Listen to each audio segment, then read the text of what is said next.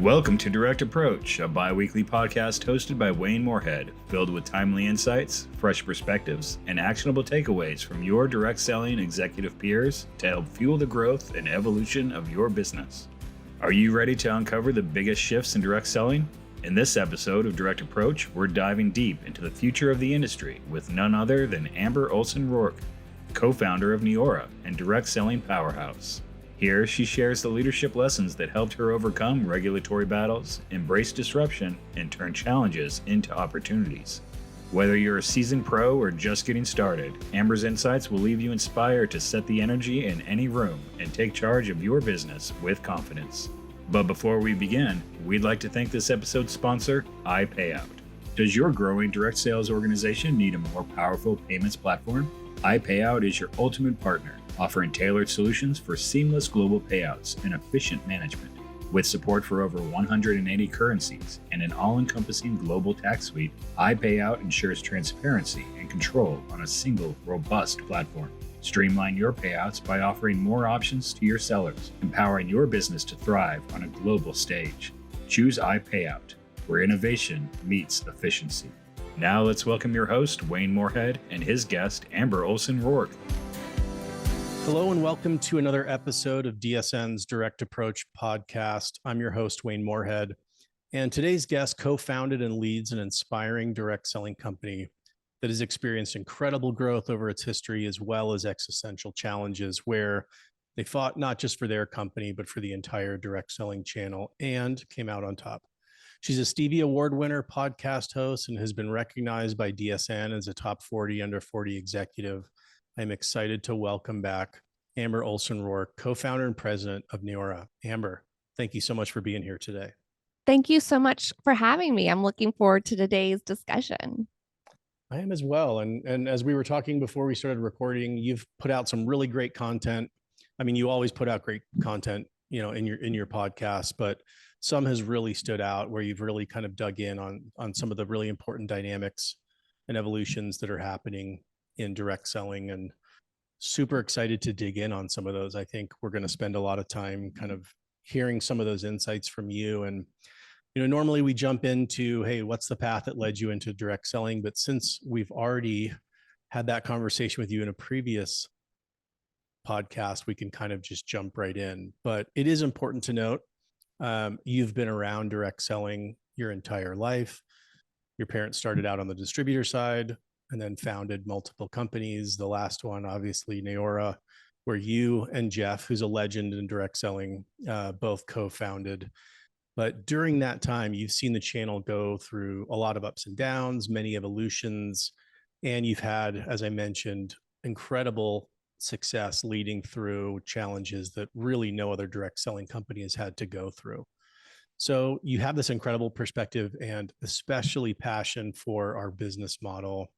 And I'd love to talk a little bit about what you think the next chapter of direct selling looks like. But I would love to have you start out by sharing some of your perspective on those evolutions and adaptations of the industry over the last 35 years, specifically around kind of some key inflection points and innovations.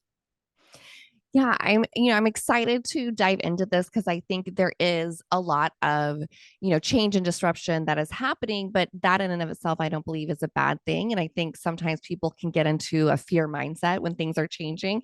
And so it's important to knowledge is empowering, and it takes us out of that fear mindset into, actionable things that we all can do. And so when I think back, I have literally, seen this industry evolve since I was 5 years old.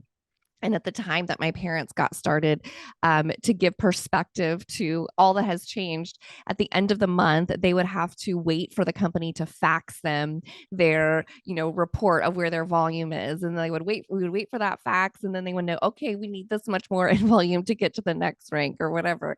So if you think about that, right, as the starting point of waiting for a fax to know your volume to where do we stand today, that represents, a multitude of pretty big shifts that have happened over the time.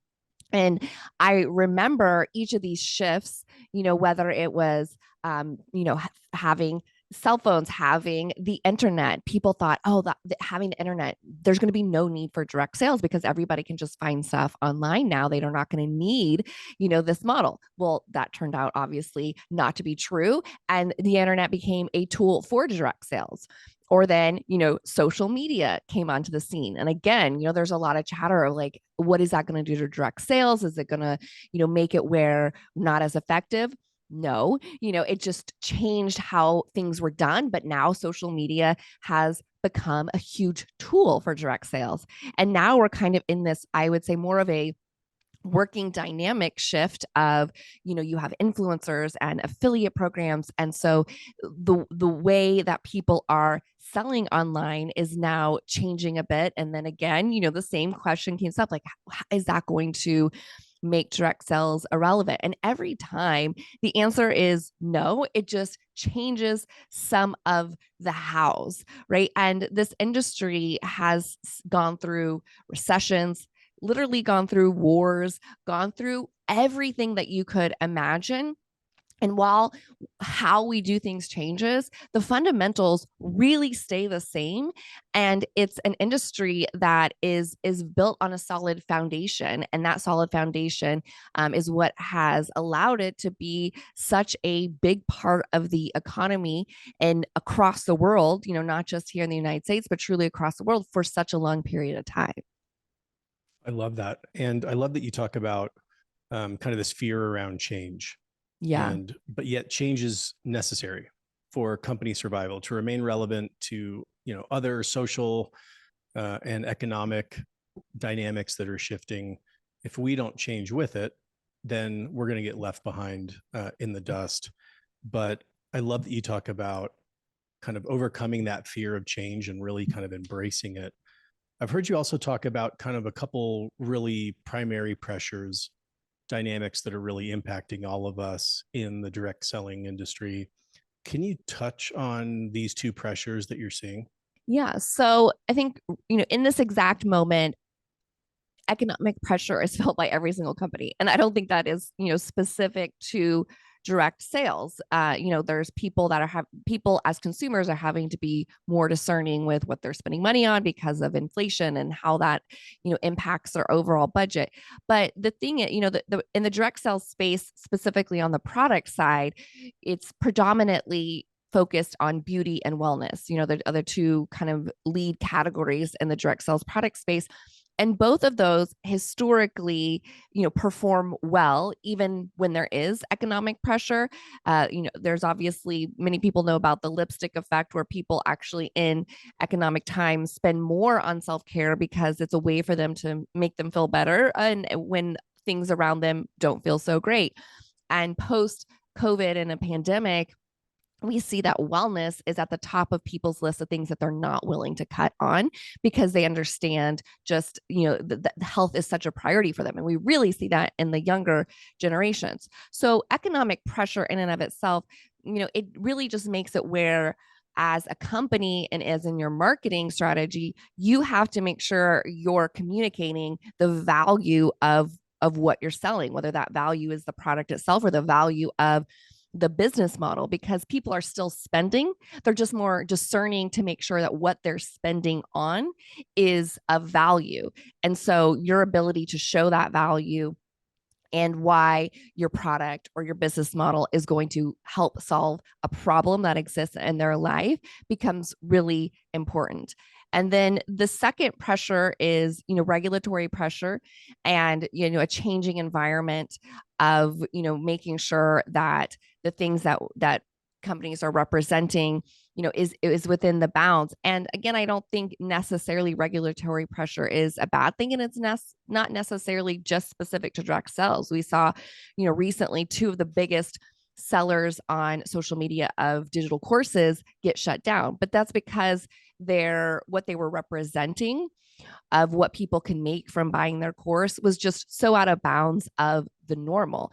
And so I think what people are wanting, whether it's on the consumer side or the regulatory side, is really transparency and building that trust. And I think that's honestly a good thing, because if as a company we're very transparent with the consumer about our practices, the ingredients we use, the model we have, the ability to make income, and what is that experience for the average person.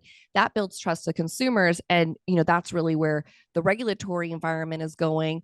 But it's also the right thing for the consumer and the company. So it's really looking at those pressures and evaluating your response, because they're not necessarily bad things, but they do require different strategies and thoughtful plans, taking those into consideration. Yeah, absolutely. I want to circle back on the economic, and you talked about the importance of communicating the value proposition, the benefits that the product is going to provide. And I do think that's something that plays into our strengths, where people are more discerning. They're going to look to trusted partners, people they know and trust, and where we have that ability from kind of a personal aspect to really communicate that, one-on-one or one-to-many, I think is one of our superpowers, and kind of helps play to our strengths going forward. And with regulatory, I'm curious, again, after a 7-year battle with the FTC, you've definitely experienced that pressure more acutely than almost any other company in the channel, maybe the most of any other company. So you've had insights, you'd have conversations. Do you see that regulatory pressure continuing to get stronger? Do you see it kind of maybe a little bit more of the status quo now, like it might have ratcheted up a little bit, but it's going to be kind of calm waters for a little while? What are you seeing and sensing about the regulatory pressure going forward? I think it's, I don't necessarily see it getting stronger. I think it's pretty been consistent over the last 4 years, what the regulatory agencies have been saying they want to see. And I think that now for a while, I think people thought that maybe those regulatory pressures were specific to our company. And I think they've now had enough time in between that to see it wasn't really about our company at all. It was about the entire channel, and even beyond our channel, like I said, with how influencers are representing things on social media, how courses and really anything that is sold digitally to consumers, especially when there is a proposition around the money people can make. And so, I think having, being clear as a company on each part, what ended up allowing us to do what no other company has done is because even before all these regulatory pressures, we had great documentation, communication, and enforcement around these types of things. So of what people are allowed to say, not allowed to say, whether it's around the product or the business, ways to monitor that, ways to find it, ways to have enforcement action, ways to train around it, ways to communicate about it over and over and over again. That really, and then having the data to back up that what we represented was all based in truths. And so having that plan from the very beginning allowed us to be able to successfully navigate it. You can't have the plan after, afterwards and trying to retrofit it. It's like you need to have all those things in place well before, there's any kind of conversation that knocks on your door. So being prepared now, and it's also just, the right thing to do. Absolutely. I know the company was meticulous with all that great information. And again, how you designed everything from day one, comp plan, incentives, promotions, really positioned you so well for this battle. And I'm sure it felt like a very lonely battle. Yeah. But I'm curious, how can we come together as a channel a little bit? Is there anything we can do to come together to kind of help impact this positively and protect the business model in the long term? I think, all being on the same page, I think the guidelines are pretty clear, and all being on the same page to hold up our end of that transparency, our end of the bargain, right? When you have, kind of companies that are still wild, wild west, right? It makes it hard for distributors because it's like, well, why can that distributor say these off the wall things? And the answer really is they can't. It's like, I always think of it as like speeding, like you can't speed. Some people do and get away with it for a period of time, but then eventually, they're in the wrong place where the cop is there and they get pulled over. And so I think that protecting the channel means everyone is pulling their own weight as a company in how they're enforcing, claims that are clearly out of bounds so that, A, it's smart from a regulatory perspective. B, it makes the channel look better to the consumer, because when we're making wild claims about products that are clearly things that only a doctor should be able to be speaking about, or for making wild claims about income, the consumer also, it creates distrust. And as a channel, what we should be focused on is creating trust with consumers, because we do have amazing products in this channel. We do have true opportunity in this channel. And the best way for us to resonate, especially with the up and coming generations, is to have a level of transparency and trust that we're building, and nothing breaks trust more than overpromising. Absolutely. I love that analogy, and I love the insights on that. So you have a really interesting perspective. You're an eternal optimist, which is incredible, and I know has served you well in your career. Talk about your perspective on pressure. It's a really unique perspective where, pressure is often seen as negative, something that's going to, hurt a company or throw roadblocks up, but you have a really great perspective on that. Can you share that? Yeah. So, and tying it back to the journey that we've gone to and some of those pressure points, I think pressure in and of itself isn't bad. I think pressure breaks what was weak to start with, and pressure refines and fortifies what was strong to begin with, right? You think about it even from an athlete perspective.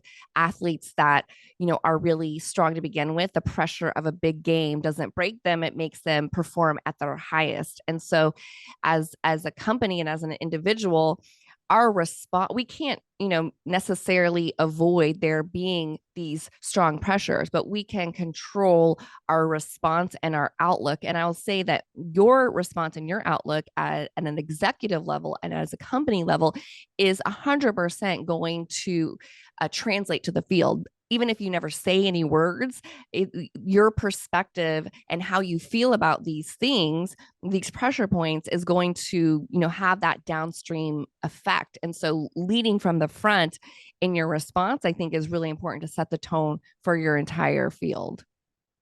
I love that. It is a very stoic approach. Not being able to control what happens, but the only thing we can control in those situations is how we react to those. I think that's such an amazing approach.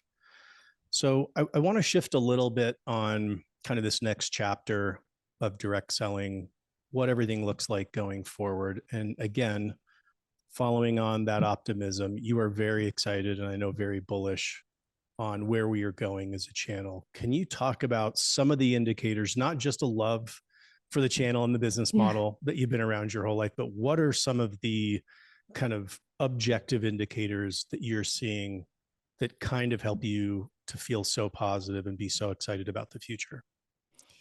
Yes. So I've been looking at a lot of stats and market dynamics of, the shifts in how people are doing things, because if the way people are wanting to shop or the way people are wanting to work is shifting away from what you're doing, that's a really hard thing to be optimistic about, right? It's like, Right. and you can ask Blockbuster how that went for them, right? The consumers started to shift away and they didn't innovate and change to be able to shift to how consumers wanted to do things. Well, when we look at how consumers are wanting to shop and wanting to experience things, it's shifting very much towards the channel. So independent researchers are projecting that the global direct selling channel is going to grow $100 billion in the next 5 years, which is, absolutely major bullish growth. But the why to me is also the most interesting. And the why that they said why they're predicting this was based on two main factors. One is that consumers are wanting a more personalized service because there's so much clutter, and they're seeing influencers and they're seeing affiliates and they're seeing companies, and they're seeing, it's like they don't know what to trust. And while that could be looked at as a negative, for us that's a big positive, because we have that competitive advantage in direct sales that's able to break through all that for them and to create that personalized service. Consumers are wanting to experience a product before they buy, because they've had all these bad experiences of buying something on an Instagram ad they saw and it like comes from China, looks completely different than what they ordered, right? So they're wanting to have that trust factor. Can I touch the product? Can you send me a sample? Can you, demonstrate it for me on video? Like, it doesn't have to all be in person, but I don't know of another industry that's better prepared to meet that call, right? What we excel in is demonstrating a product, whether that is a demonstration online or in person. That's what we're great at. That's what our infrastructure is set up to do. The second reason they predicted that growth is this the rise in people wanting flexibility in how they work. And that's what our entire model has always built on. So if you see those two kind of main trends and how people are shopping, how people are wanting to work, they couldn't be more well positioned for the channel we have.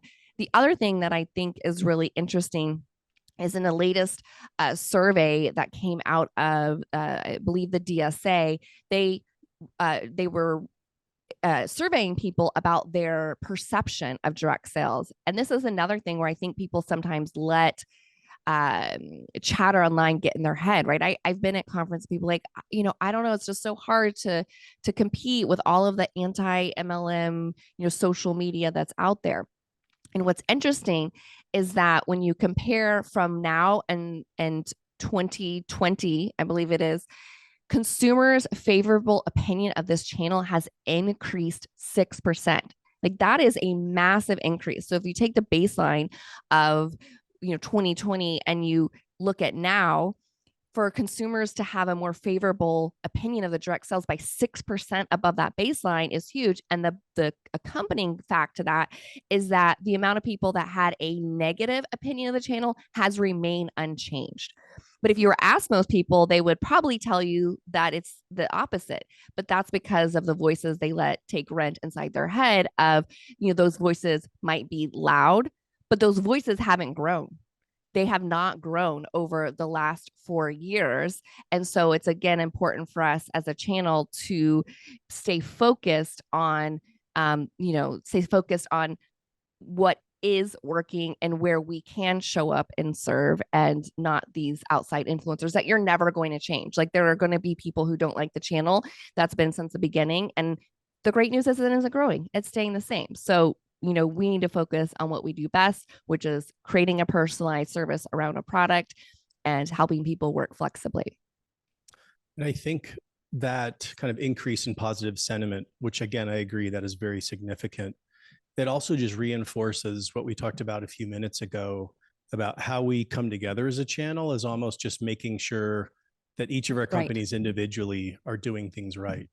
And it will have a positive impact. It may take a little bit of time to kind of get that ball rolling, but even in just a few years, that incredible increase in positive sentiment is good for all of us. And so I really think it helps to reinforce that a lot. So with this excitement and being well positioned for growth, can you talk a little bit about some of the areas that we need to make sure that are dialed in, that we're kind of forward looking and designing things and experiences to really resonate and ensure that we're relevant in the future? Can you talk about some of those? Yes. So I believe, really strongly that, our customer experience that we create is paramount. And I think sometimes direct sales companies make a mistake of comparing themselves to other direct sales companies. We don't do that. We don't believe that is our benchmark or true competition. Our true competition is, and it can include those companies, but it's not exclusive, right? Because as a consumer, you're not looking at, okay, I have a skincare issue. Between which of these direct sales companies am I going to buy from? You're thinking, I have this skincare issue, I have this health issue, whatever it might be. What of all of the companies that I can purchase from am I going to buy from, right? So, your competition is Sephora and GNC and, all of the other options that they have available. And so for us, we really focus on that our customer experience, whether that's the experience they have when they land on our website, how easy it is to check out, how quickly we ship to them, the whole experience needs to compete against any other brand, any other direct to consumer brand. And that goes from all the way from the experience. It also includes the programs, that are available to customers, the loyalty programs, the free shipping programs. All of those things need to be able to compete. I think one of the things that, in my opinion, the direct sales space has a practice that's kind of off when you compare it to other brands is charging a fee to become a customer. We've never charged a fee to become a customer. I think that is going to that's going to be more and more of a roadblock for companies because it's not common, right? If I go shop in these other direct to consumer brands, I'm not going to be charged to become a customer. It's just not normal, right? So those things are really evaluating you kind of trying to step out of your own frame of reference. I think sometimes we get so caught up in what we've always done and what always has been, and take a bird's eye view and say, okay, let's compare our experience to other brands, even outside of this space's experience as a customer, and where are there friction points in our experience, and how do we solve for those friction points? And then the last part of that is really creating a personalized experience for customers. That's what they expect. So, we have a program where they can get some free birthday gifts if they opt into some information and give us some information about them. And that helps us create not a one size fits all. We're blasting all of our customers one email, which we also do sometimes, but more of a personalized experience. If they bought a wellness product from us, then they need to go on a wellness journey, and in the emails and texts that they receive and the value information that we're giving them on how they can live a healthier life. And that should be a different experience than if they bought a skincare product from us. So customers' expectations have definitely shifted over the last 10 years, 5 years. And it's very important that we meet them where they're at as a true consumer and are, in that game, just like any other brand that they shop with. So I think that's the first big bucket. No, absolutely. That is one of the most important shifts that I've seen happening as well, is kind of this a little bit more of a shift, or maybe a balance with serving both customer and consultant. And that is a huge shift for us. I think our companies, we felt like we maybe operated in isolation. Maybe when the kind of bright lines of channels have now started to fade, we are competing for share of mind, for share of feed. Our products are right next to all of these other products. So you're right, we're competing with all these other options that are out there. It's not this kind of isolated pitch or experience anymore. I think that's so important for us to kind of make that shift. And I want to ask again a little bit about kind of with this focus on customer acquisition efforts, and that meaning more from the corporate side. Consultants have always done this, whether it's paid social, paid search. What role do you see this playing coming from corporate? So for us, we always view our brain partners, that is our channel. But it's also, again, when you talk about what consumers are going to expect, when consumers come to your website as a brand, they also expect to be able to shop. And if they can't, it again puts a signal in their head that you're very different and why, and then, doesn't create that trust factor. So we do allow customers to come to our website and shop. We do a little bit of, like paid social advertising, not a huge investment, really just more for the brand awareness. Again, because if people see your brand and they see it on social media, they see it in these places, it puts you in the same category in their mind share against the other ads that they're seeing. So how we handle that is that we take that sale and then we assign it to somebody in the field, a brand partner. So we have clear qualifications. It's based on if they're getting a lot of customers themselves, then each month they get to qualify to be in this pool. We, on average, they're getting 2 customers a month from us. So that means they're getting 24 customers a year from us. So they're very happy with that program. So I think it's all about collaboration, right? You can't be seen that you're doing something at the expense of them, but you're doing it for them and them understanding how that process is going to work and the transparency around it. So we're very transparent on what we're doing, why we're doing it. They have a benefit as well. That's great. I love that idea, and emphasizing the transparency. Was your field, I mean, I know you've always kind of been so customer focused, but has the field always been comfortable with it? Is it just kind of building that trust with them over time? Because some of these are shifts from maybe what traditionally direct selling has been. I'm curious, with that customer focused, are they welcoming, corporate's partnership in customer acquisition and managing the customer relationship over time? Yeah, they really are. I think because our field has always, like you said, been very focused on customer, and we've had to build a lot of trust with them, so over time when going through, our journey. So we have a very high trust factor with our field. And I think that that's really important for anything, because as a company, one of our core values is to embrace and drive change. And we really want to be able to move quickly where trends happen, but that requires you to be able to have conversations around changes, because change inherently is scary to people. But if you have that trust and you're able to change together, and they see over time that you were upfront, transparent, and at the end it was a win for all, you build that trust factor for it applies then to a lot of different decisions that you make.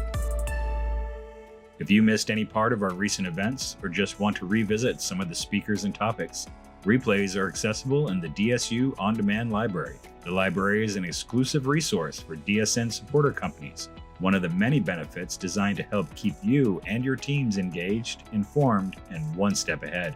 If you work at a supporter company, simply log in using your unique company code to access this event's content, plus over 250 presentations from previous educational events. If you are interested in becoming a DSN supporter, you can contact us at support@directsellingnews.com. We also invite you to join us for the first ever DSU LATAM event, happening January 8th and 9th at the Intercontinental Doral Miami in Doral, Florida. Registration is free. Visit dsnevents.com today. So with some of these shifts in segmentation, supporting kind of our two primary target audiences, and some of the ways that we reach out and communicate and acquire customers, do we need to be bringing different talents and different skill sets in, especially, I mean, kind of on the marketing side, bringing in people that have that experience with maybe D2C brands, or driving some of the customer acquisition and prospecting? Or is it something that, internal teams just need to get up to speed and start understanding? That's a great question. And I would say we've done a mix of both. Like, we have somebody who is the product owner of our e-commerce experience, and they have a very e-commerce background. And I really wanted somebody who didn't necessarily have a direct sales lens, that could give all the best practices of what we should be doing. And then sometimes, we have to rein it in because it doesn't necessarily align with our model. But I think you need to have somebody who has expertise around that, for sure.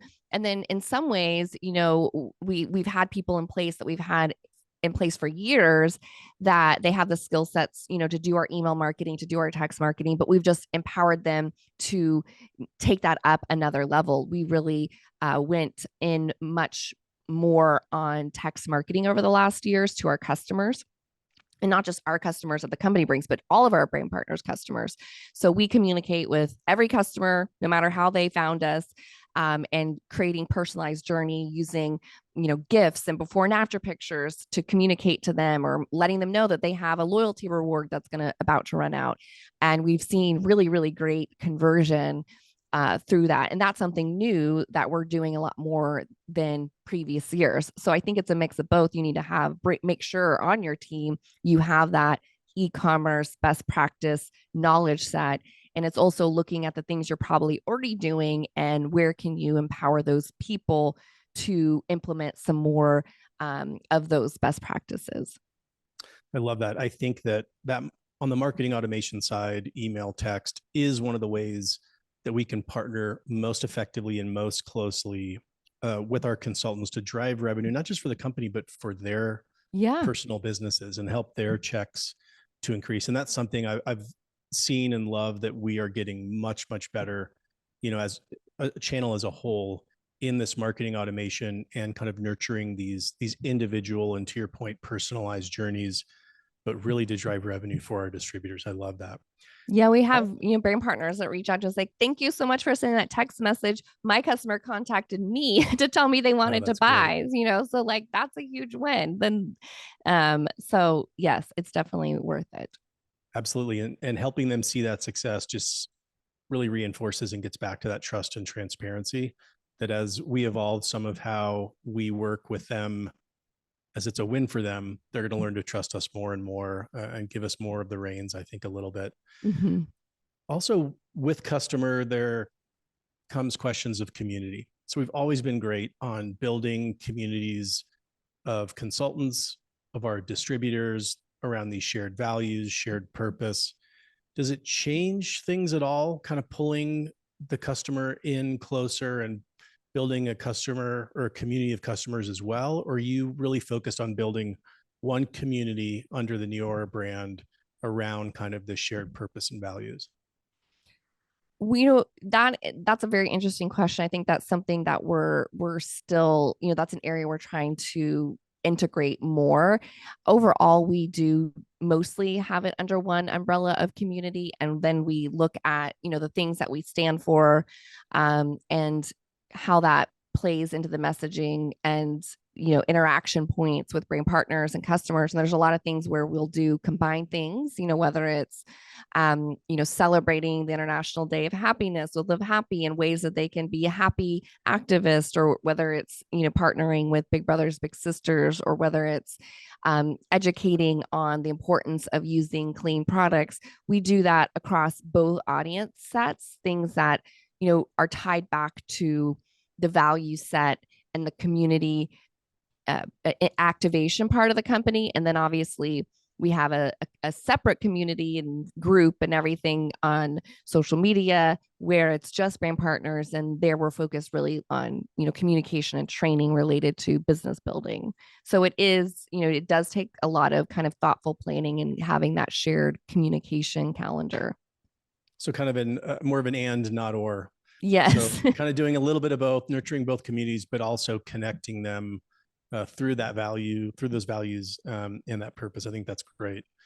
So I know another one of the important evolutions that you talk about is around compensation plan and the need to be structured correctly to really take advantage of these pressures and these dynamics going forward. Can you talk a little bit about what you're seeing and what our needs are from a compensation structure? Yeah. So I think, one of the big ethos of the future is going to be simplification. People, again, they want transparency, which means they have to understand what you're trying to say. And if it takes, multiple 60-minute Zooms to explain a compensation plan, they're probably out. So, taking a simplified approach is important, and having parts of your compensation plan that work for different stages of a brand partner's career. So, having a really strong front end where they can earn great customer sales commissions.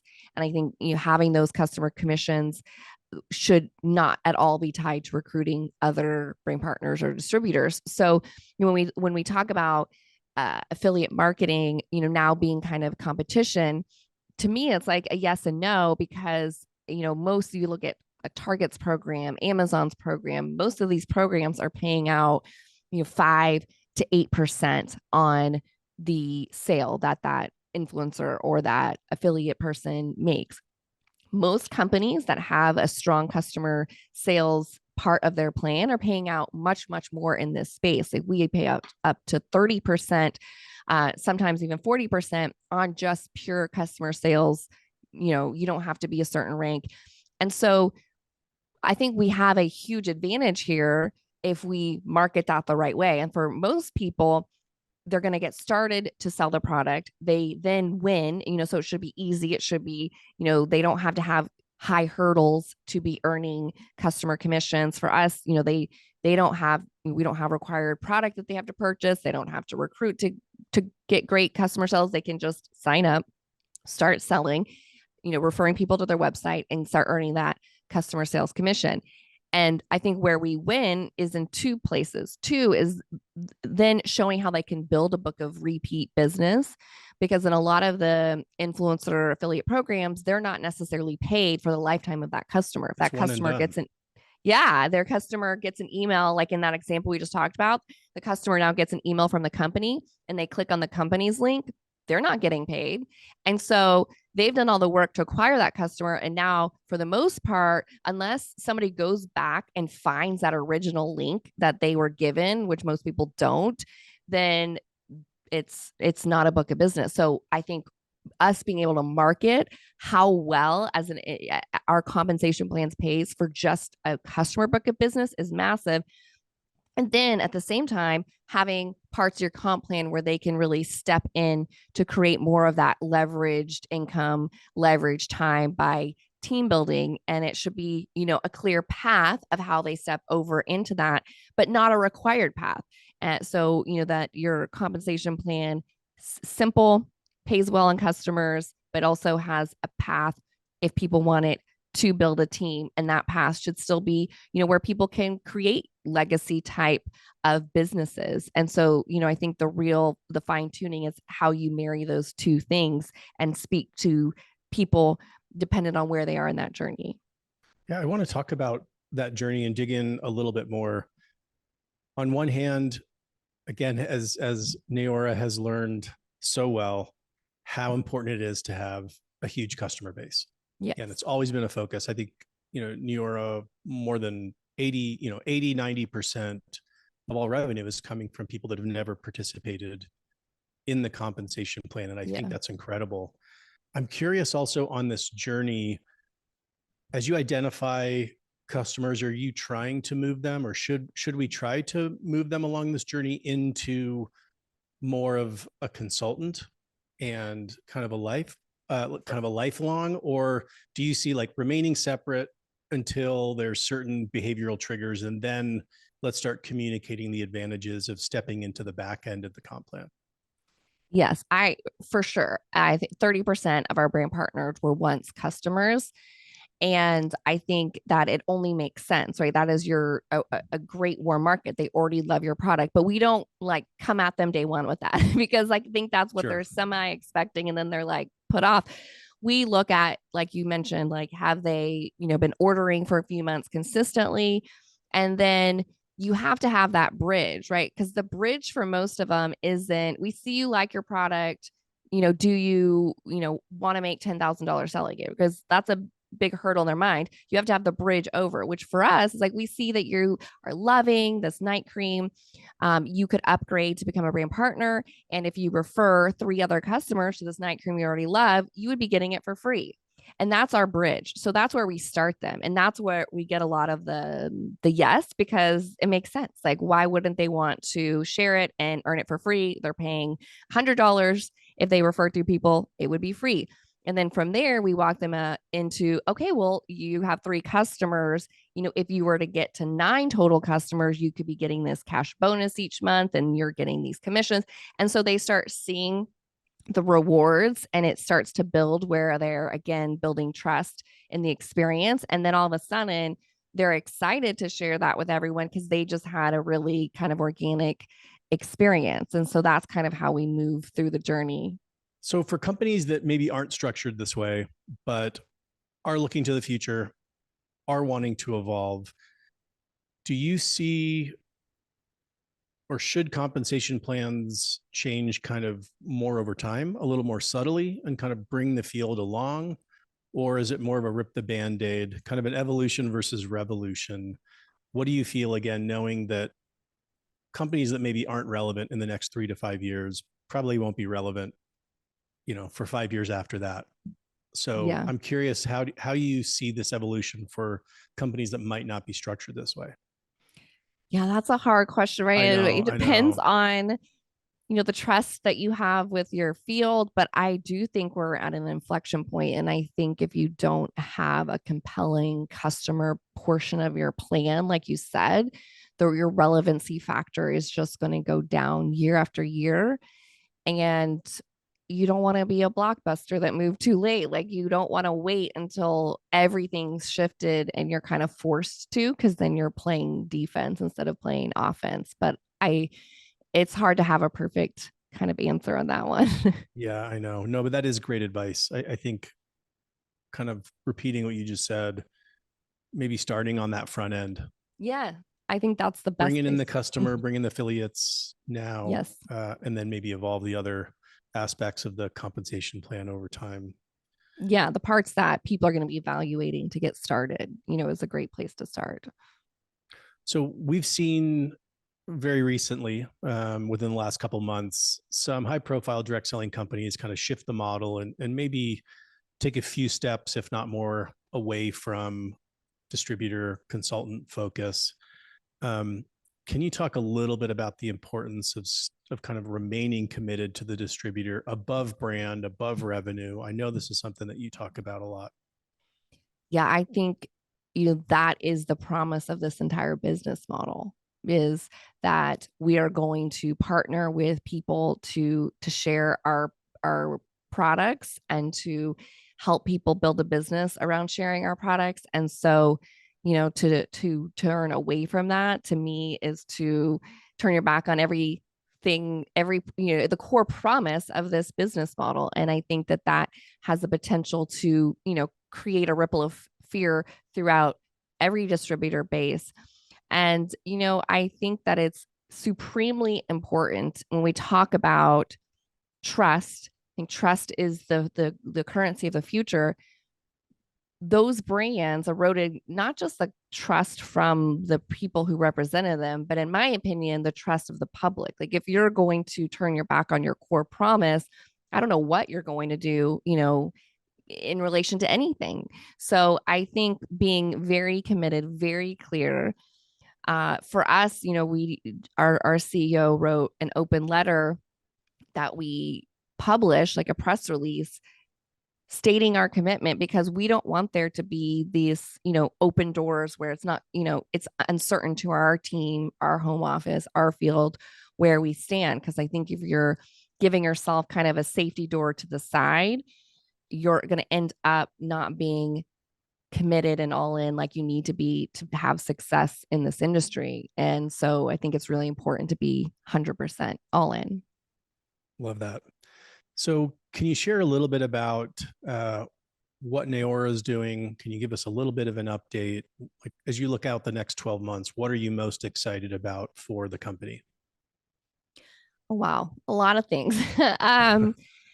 We have a super, super aggressive roadmap over the next 12 months. And I think it's because of all of what we just talked about. Like we see this time as a time where we can gain a lot of market share, not just in the space, but market share of consumers and all the things. And when you have these opportunities and there's disruption happening, those are the times where people can win the most or lose the most, honestly. So for us, we're really focused on those areas where we feel like we're set up to win already, and how can we double down on that. So, our e-commerce experience, like lots of exciting things that we're rolling out, like related to tools for our brand partners to elevate their e-commerce, and making sure that we are really focused on our social selling curriculum and teaching and fine tuning, and our product experiences, how people are, what are all the different ways, if the main thing people want to do is to experience a product, how do we create all those product experiences to be the best they can be, whether it's in person or digitally. And so all of those, refining our message, refining our materials to be in alignment with those points where we really feel like we can win, and it's where the consumers are looking for. So that's really our focus over the next 12 months. Yeah, kind of doubling down and really evolving around your strengths. Yes. I think is, again, an amazing way to build that trust, to keep the trust, and also to keep things simple. That's something we haven't been great at historically, as a channel, but the need for it is so strong right now. So I'm curious what advice you would have for other direct selling execs as they realize and listen to this and say, okay, we need to start making some of these evolutions. We need to adapt to kind of changing consumer, changing consultants. How do they kind of go about jumpstarting this evolution? What advice could you give them? I think starting with the experience for a new customer and a new brand partner or new rep. We've done that many times over, and it's always very fruitful. And we kind of create a cohort of looking at, okay, what is the new brand partner experience today? These are the 4 changes we're going to make to elevate it. And then we watch the performance of that brand partner cohort that comes in at that time. Same thing with customers. Can we change, their retention? Can we change their average order size? And we always really start with that initial experience and pick.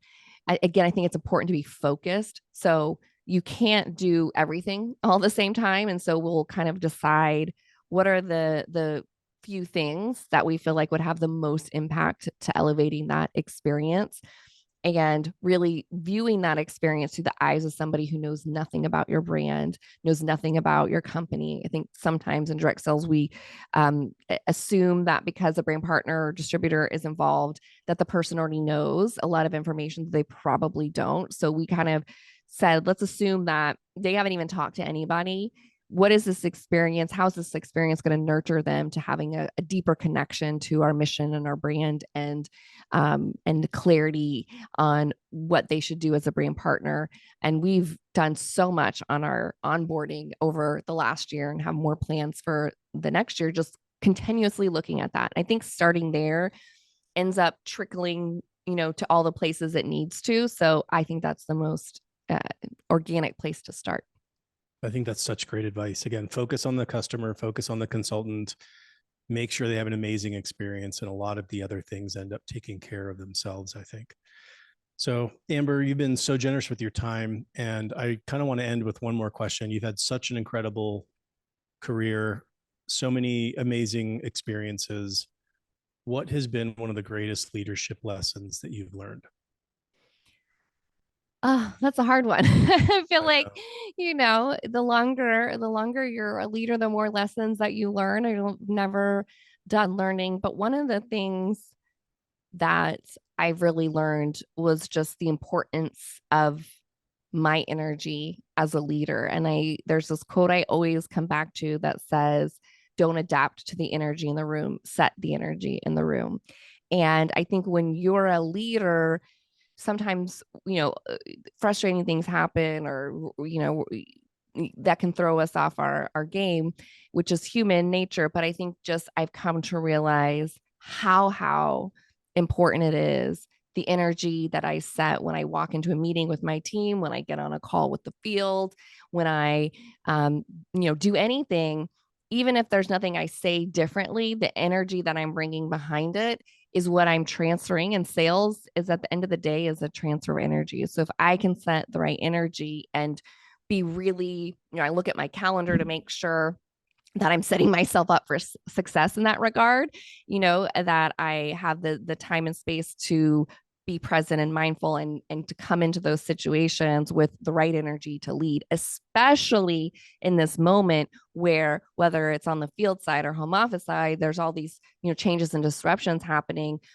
Your energy matters most, which is why I ended up doing, the TikToks that I did, as I was trying to set the energy for, honestly, the entire channel to have the right mindset and the right outlook for where we are, because I truly do believe in the depths of my soul that there is so many great shifts that are happening right now that we will take advantage of as a channel if we're willing to step into it, lean into it, and focus on our competitive strengths. I love that. Both those ideas are the perfect ones to end on today. Amber, thank you so much for your time. Thank you so much. Thank you for tuning in. Please take a moment to subscribe and give a 5-star rating and review to help Direct Approach continue to provide more candid insights and interviews for direct selling corporate executives. And don't forget to register for the DSU LATAM event at dsnevents.com. Secure your spot now. Thank you for listening and supporting DSN and the Direct Approach podcast.